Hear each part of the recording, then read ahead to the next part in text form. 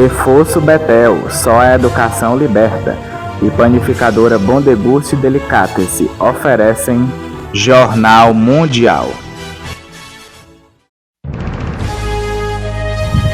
Boa noite. Olá, boa noite. A Polícia Federal cumpre mandados de busca e apreensão no Amapá. A operação investiga suspeitas de fraudes na aplicação de recursos da Previdência do Estado no Banco Master. Termina o prazo para o BRB entregar um plano de ações ao Banco Central para reforçar o próprio balanço patrimonial em pelo menos 5 bilhões de reais. O INSS realiza mutirões no fim de semana em 15 estados para atender quem foi prejudicado pela paralisação do sistema. Chega ao fim o Tratado Nuclear da Segunda Guerra Mundial que limitava o arsenal de Rússia e Estados Unidos. Um general do Serviço de Inteligência Militar russo é alvo de um atentado a tiros em Moscou. Um novo estudo mostra que 4 em cada 10 casos de câncer são evitáveis. E um brasileiro bate um recorde mundial ao correr quase 190 quilômetros em uma esteira por 24 horas. A partir de agora, no Jornal Mundial.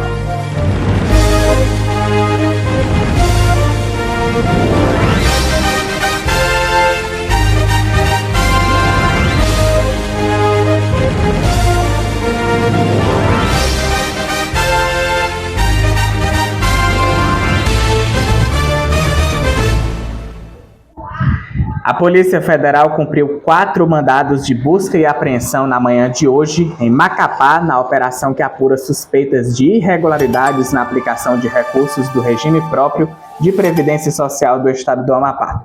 Veja na reportagem de João Pedro Coutinho. Policiais federais cumprem 4 mandados de busca e apreensão em Macapá, no Amapá, cumprindo determinação da 4ª Vara da Justiça Federal. A investigação se concentra na aplicação de recursos previdenciários do Amapá em letras financeiras emitidas pelo Banco Master, instituição financeira que foi liquidada pelo Banco Central em novembro de 2025, após enfrentar uma grave crise de liquidez. A PF procura esclarecer se houve gestão temerária ou fraudulenta ao aplicar uma quantia significativa dos recursos dos servidores do Estado em um produto financeiro que, após a liquidação do banco emissor, pode ter causado prejuízo ao patrimônio público. A operação mira identificar quais agentes tomaram as decisões de investimento e se os critérios utilizados estavam de acordo com a legislação e boas práticas financeiras. Esse tipo de investigação é parte de um esforço mais amplo das autoridades para garantir a segurança dos fundos previdenciários estaduais, que administram recursos de servidores públicos e são responsáveis para garantir aposentadorias e pensões no futuro.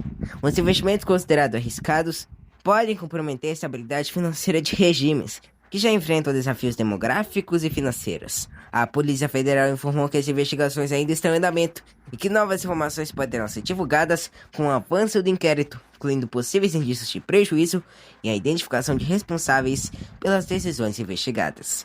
É isso, voltamos a qualquer momento com mais informações da redação da TV Mundial Amapá. João Pedro Coutinho, Jornal Mundial. A Amprev se manifestou sobre a ação da PF. Afirmou que os investimentos no Master representam menos de 5% da carteira de investimentos e que vai à justiça por ressarcimento. Os demais alvos da operação não se manifestaram. Terminou hoje o prazo para o Banco Regional de Brasília dizer ao Banco Central como vai recompor os 5 bilhões de reais em ativos do Banco Master, que foi liquidado em meio a suspeitas de irregularidades. O Banco de Brasília entregou ao Banco Central nesta sexta-feira um plano de recomposição de capital para reforçar seus recursos financeiros após perdas e riscos provocados por operações com carteiras de crédito compradas do Banco Master. O documento foi entregue pelo presidente do banco ao regulador e traz um conjunto de ações que podem ser implementadas nos próximos 180 dias, caso seja necessário aporte financeiro. O plano inclui medidas preventivas de recomposição do capital, com alternativas como venda de ativos, linhas de crédito especializadas e outras estratégias para fortalecer a estrutura patrimonial do BRB e preservar sua estabilidade e credibilidade no mercado financeiro. O banco afirma que os valores finais só serão definidos após a conclusão de auditorias e que o plano reforça seu compromisso com a solidez operacional. A necessidade do plano surgiu depois de o Banco Central exigir que o BRB apresentasse uma proposta para recompor pelo menos 5 bilhões de capital até esta sexta-feira, em resposta às perdas ligadas à aquisição de ativos que se mostraram problemáticos. Se aprovado pelo regulador, o plano terá um prazo de até 6 meses para ser executado, com foco em recuperar indicadores financeiros e atender às exigências prudências do sistema bancário. Um protesto convocado pelo Movimento Brasil Livre reuniu manifestantes em São Paulo para cobrar investigações aprofundadas sobre o caso Master. Manifestantes realizaram um protesto em frente à sede do Banco Master em São Paulo, exigindo justiça e investigações rápidas de todos os supostos envolvidos no maior escândalo de fraude bancária da história do país. O ato foi convocado pelo Movimento Brasil Livre e contou com a presença de políticos ligados ao grupo. A gente está aqui para garantir que as investigações sigam até o final, que ela não dê pizza, que todos os responsáveis sejam presos, porque a gente sabe que tem gente poderosa do judiciário, do legislativo envolvido, então... E aqui a gente está brigando para que o Vorcaro, que é o presidente do Banco Master, delate, fale todo mundo que está envolvido e para que ocorra o impeachment do Dias Toffoli, que é o nosso ministro da Suprema Corte, que supostamente está envolvido no caso. Entre as principais pautas estava o grito "Fora Dias Toffoli", relator do inquérito no Supremo Tribunal Federal, que determinou que todo o processo corresse em sigilo e que todas as diligências fossem realizadas sob sua supervisão. Nas últimas semanas, a imprensa local revelou ligações entre o magistrado e o banqueiro Daniel Vorcaro, dono do Master, como uma viagem juntos em um jatinho para o exterior em novembro e a compra de parte de um resort dos irmãos de Toffoli, por meio de um fundo também sob suspeita no caso Master. O ministro Alexandre de Moraes do STF também foi questionado pelos manifestantes. Reportagens noticiaram uma reunião do juiz com o diretor do Banco Central, Gabriel Galípolo, para discutir o caso Master nos meses que antecederam seu colapso, além de posteriormente ter vindo a público que o escritório de advocacia da esposa de Moraes tinha um contrato de milhões de dólares com o Banco de Vorcaro. A Argentina assinou um acordo de comércio e investimento recíproco com os Estados Unidos. A Argentina assinou um acordo de comércio e investimento recíproco com os Estados Unidos. A informação foi divulgada nesta quinta-feira pelo governo de Javier Milei. O tratado vai dar à carne argentina acesso sem precedentes ao mercado americano, destacou o governo. Ambos os países haviam anunciado em novembro um acordo para que a Argentina abrisse seu mercado a produtos dos Estados Unidos, em troca de uma redução das tarifas sobre algumas de suas exportações. A presidência argentina informou que o acordo tem como objetivo reduzir barreiras tarifárias e não tarifárias, facilitar o comércio de bens e serviços, modernizar os procedimentos aduaneiros e promover o investimento em setores estratégicos como energia, minerais críticos, infraestrutura e tecnologia. O acordo entre Estados Unidos e Argentina reduz as barreiras comerciais de longa data e proporciona um acesso significativo ao mercado para os exportadores americanos, destacou Jameson Greer, representante comercial dos Estados Unidos. Segundo ele, o tratado vai beneficiar a entrada na Argentina de veículos automotores a uma ampla gama de produtos agrícolas. A publicação do documento assinado nesta quinta é aguardada para conhecer os detalhes do pacto. 3 operários ficaram presos em uma mina de carvão no centro da Colômbia. Bombeiros relataram uma explosão de gás metano na mina, que fica localizada no município de Guatitá, no departamento de Cundinamarca. A região é rica em minerais. O governador Jorge Emílio Reis afirmou nas redes sociais que o alto acúmulo de gás dentro da mina, combinado com a quantidade de material que obstruiu o acesso, dificultou os esforços de busca e o trabalho das equipes de resgate.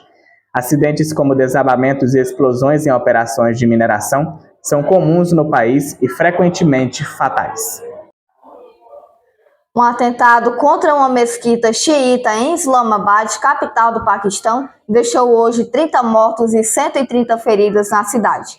Dezenas de pessoas chegaram ao hospital com as roupas manchadas de sangue e ferimentos visíveis. Uma fonte policial que pediu anonimato afirmou que o número de vítimas deve aumentar. Agentes de segurança confirmaram que a explosão ocorreu após as orações na mesquita xiita. O primeiro-ministro paquistanês Shehbaz Sharif condenou o ataque, afirmando que os alvos serão encontrados e levados à justiça. Nenhum grupo reivindicou a autoria do atentado até o momento, que ocorre em meio à escalada da insurgência nas províncias do sul e do norte do país na fronteira com o Afeganistão. Veja a seguir, termina o tratado nuclear da Segunda Guerra Mundial que limitava o arsenal de Rússia e Estados Unidos. O recorde histórico de um brasileiro a correr quase 190 quilômetros em uma esteira por 24 horas.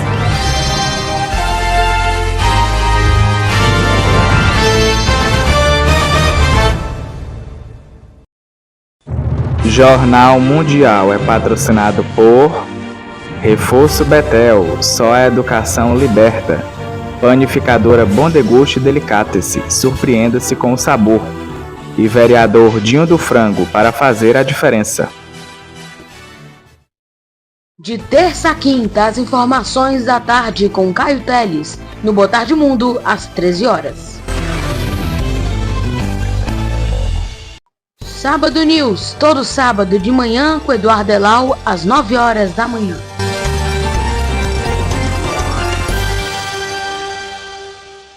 Revista do Domingo, seu noticiário no domingo com Clara Bezerra, às 19 horas.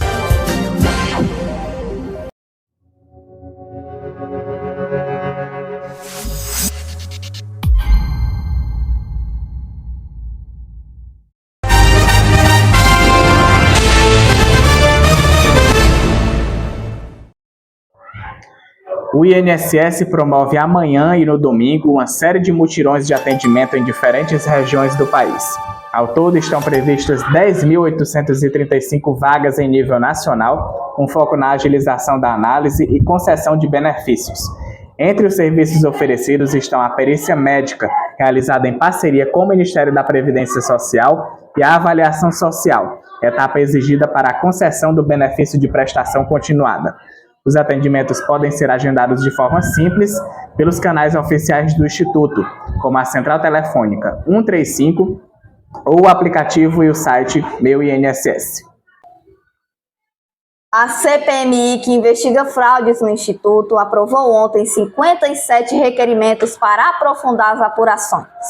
A CPMI do INSS aprovou requerimentos para quebra de sigilo bancário, fiscal e telefônico de pessoas físicas e jurídicas investigadas por fraudes em descontos indevidos em benefícios previdenciários. O colegiado também autorizou o envio ao STF de pedidos de prisão preventiva contra 6 suspeitos apontados como integrantes do esquema. De acordo com os documentos analisados pela comissão, o grupo atuava por meio de cobranças irregulares diretamente nos benefícios de aposentados e pensionistas. Entre as entidades citadas estão Amar Brasil, Masterprev, Andap e a SAP, e o esquema pode ter movimentado até 714 milhões de reais. A CPMI afirma que o grupo usava mecanismos para validar adesões de forma irregular, inclusive com ferramentas tecnológicas que simulam autorizações dos beneficiários. O deputado Paulo Pimenta, autor dos pedidos de prisão, disse que há indícios de autoria e materialidade e risco de continuidade das práticas investigadas. A comissão também aponta risco de evasão, já que um dos investigados responsável pela contabilidade das entidades estaria fora do país. Parlamentares defenderam ainda o aprofundamento das apurações sobre possíveis vínculos institucionais. O senador Rodolfo Rodrigues destacou o depoimento do presidente do Banco Master, Daniel Vorcaro, marcado para o dia 26, e questionou transferências financeiras realizadas no período em que o banco mantinha acordos com os órgãos públicos. Um general do Serviço de Inteligência Militar da Rússia foi alvo de um atentado a tiros em Moscou nesta sexta-feira. A terceira rodada de negociações sobre a guerra com a Ucrânia pode ocorrer em breve. A afirmação foi feita pelo porta-voz do Kremlin. O general russo Vladimir Alexeyev foi baleado nesta sexta-feira em Moscou. Segundo o Comitê de Investigação da Rússia, um homem não identificado atirou várias vezes contra o militar renomado do Estado-Maior russo e depois fugiu do local. As autoridades trabalham para identificar a pessoa ou pessoas envolvidas no ataque. Террористический акт в очередной раз подтвердил нацеленность режима Зеленского. Este ato terrorista confirmou mais uma vez o foco do regime de Zelensky em provocações constantes destinadas a sabotar o processo de negociação, bem como sua disposição para fazer qualquer coisa para convencer seus patrocinadores ocidentais a não ficar atrás dos Estados Unidos nos esforços para frustrar o processo de alcançar um acordo justo. От Соединенных Штатов в стремлении сбить их с курса на достижение справедливого урегулирования. Alexeyev foi hospitalizado e não há mais informações sobre seu estado de saúde.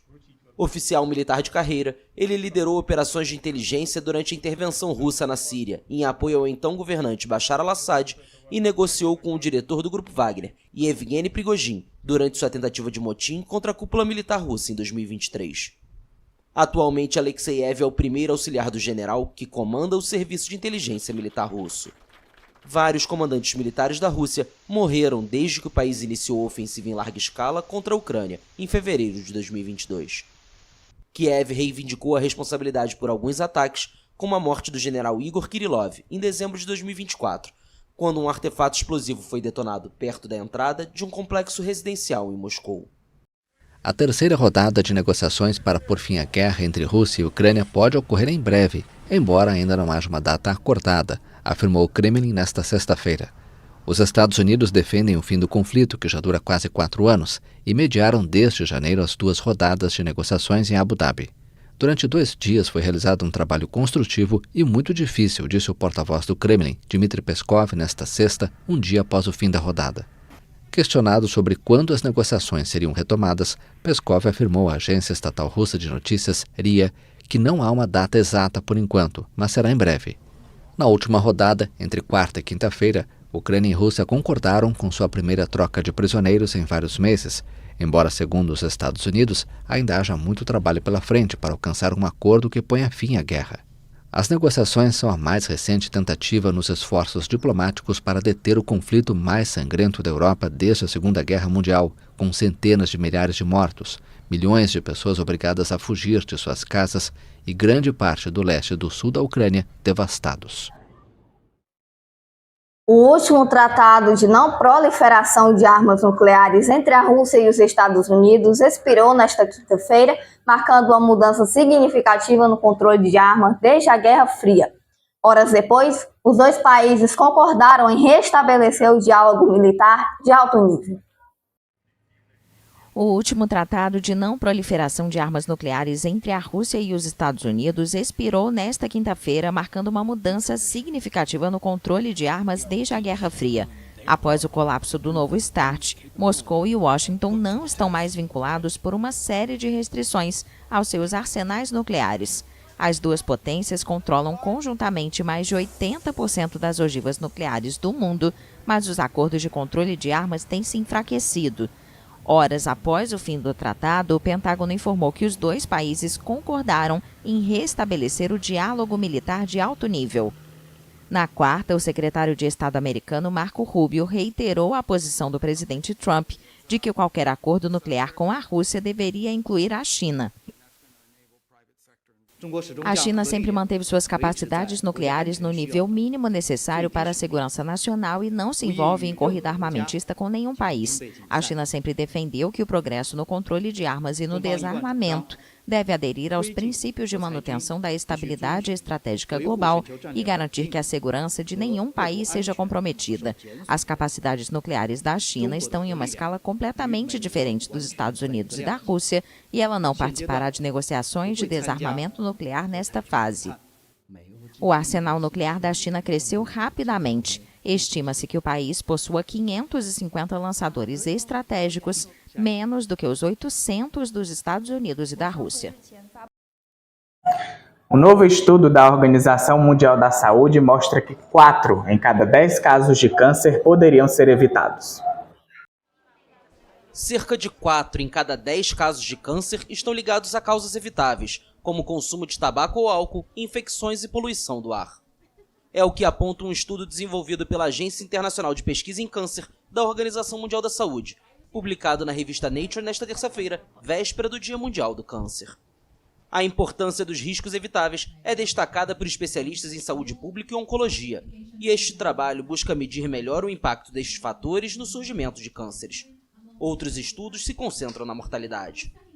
Os pesquisadores alertaram na última edição da Carga Global de Doenças da OMS que 44% das mortes por câncer no mundo são causados por fatores evitáveis, mas não incluía os agentes infecciosos. Foram examinados 30 fatores de risco evitáveis, como tabaco, álcool, índice de massa corporal elevado, inatividade física, poluição do ar, radiação ultravioleta e, pela primeira vez, 9 infecções cancerígenas. Com base em dados de 185 países e 36 tipos de câncer, o estudo aponta o tabaco como a principal causa evitável de câncer em escala mundial, responsável por 15% dos novos casos, acima das infecções 10% e o consumo de álcool 3%. Quase metade dos cânceres evitáveis no mundo, tanto em homem quanto em mulheres, estão concentrados em 3 grupos: pulmão, estômago e colo do útero. Os diferentes tipos de câncer de pulmão estão principalmente ligados ao tabagismo e à poluição do ar. Os de estômago são atribuídos em grande parte a uma infecção pela bactéria Helicobacter pylori e o do colo do útero majoritariamente ao vírus do papiloma humano, o HPV. No entanto, há diferenças importantes entre sexo. O tabagismo é a principal causa de cânceres evitáveis em homens, enquanto as infecções lideram entre as mulheres. Já nas regiões do mundo, a maioria dos casos evitáveis do sexo masculino estão na Ásia Oriental, e no público feminino na África subsaariana. O brasileiro Pepe Fiamoncini, de 35 anos, alcançou um recorde curioso nesta quinta-feira, percorrendo 188 quilômetros em 24 horas em uma esteira. O multiatleta escreverá seu nome novamente no livro Guinness dos Recordes. 5, 4, 3, 2, 1... A comemoração é porque o multiatleta brasileiro Pepe Fiamoncini, de 35 anos, alcançou um recorde mundial. Ele percorreu 188 quilômetros em 24 horas em uma esteira. Fiamoncini completou o desafio em uma academia na praia de Ipanema, no Rio de Janeiro. Ele havia iniciado sua corrida, equivalente a mais de 4 maratonas, na manhã anterior. Acabamos de passar das 12 horas, metade do desafio. Por enquanto, estou mantendo essa estratégia devagar e sempre, mas ainda tem muita prova e eu acho que o pior ainda está por vir. Em maio de 2023, ele atravessou 170 quilômetros do Salar de Uyuni em 33 horas, 4 minutos e 10 segundos, sob condições extremas. 3.600 metros acima do nível do mar e temperaturas desérticas, que variavam entre 30 graus durante o dia e menos 10 à noite. Foi o seu primeiro recorde. Agora, ele vai escrever novamente seu nome no livro Guinness dos Recordes, assim que a organização validar o recorde após monitorar o desafio por vídeo, ao vivo, e analisar as informações das testemunhas. Foi durante a noite, sem dúvida, porque eu ingeri muita água e poucos sais minerais, então eu comecei a ter um princípio de falta de sais minerais mesmo, por causa do suor, e aí eu achei que não ia conseguir nesse momento. Mas aí depois eu melhorei, as médicas falaram comigo, eu consegui retomar a atividade e cheguei de manhã cedo bem já. Em outubro do ano passado, na esteira, Fiamoncini estabeleceu seu segundo recorde, 110 quilômetros em 12 horas, um prenúncio para as 24 horas, seu terceiro recorde, durante o qual fez breves pausas para ir ao banheiro ou trocar de tênis. Estar ao lado do Pepe todos os dias é desafiador, mas também incentiva muito, porque ele é muito disciplinado e ele faz a gente querer ser assim também. E vê-lo conquistar isso hoje enche o coração de alegria, porque ele merece muito. Eu acredito que todas as pessoas têm condições de ser ultra, mas o principal é a cabeça, né? Saber respeitar, obviamente, o treinamento, fazer o treino de força, fazer a periodização certa do endurance.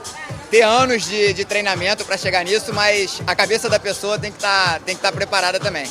E Fiamoncini não pensa em parar. O próximo desafio em mente é a Badwater, considerada a outra maratona mais exigente do mundo, com um percurso de 217 quilômetros no Vale da Morte, na Califórnia, em temperaturas extremas, que chegam a 50 graus. Que recorde você conseguiu, Alice? Eu não chegaria nem perto. Eu muito menos. O Jornal Mundial de hoje termina aqui. Para rever nossas reportagens, volte o vídeo aqui no YouTube. E não esqueça de seguir nossas páginas lá no Instagram.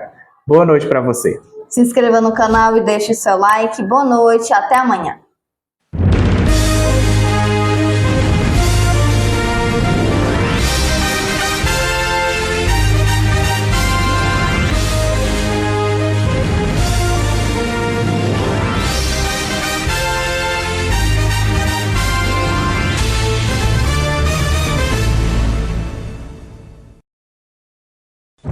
Jornal Mundial é patrocinado por Reforço Betel, só a educação liberta.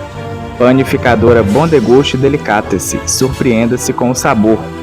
E vereador Dinho do Frango, para fazer a diferença.